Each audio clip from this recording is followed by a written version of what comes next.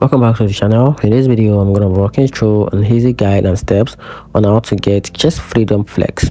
So here is a easy workaround on how you can easily get the Chase Freedom Flex. So make sure you open the Chase website or open the Chase mobile app, depending on any of the one you have access to. If it is mobile app, open it. Then if it is website, just go to your browser. Then from there, you have to search for Chase Freedom Flex credit card. Click apply now. Then enter the personal details, which is your name, address, your income, your social security number, which is called SSN. Then review the card benefit and terms. Then submit your application online. So wait for the instant approval or additional review. So if approved, your card will arrive by mails within 7 to 10 business days, and you can now apply at a Chase branch if you prefer in-person assistance. And that's how you can easily get Chase Freedom Flex.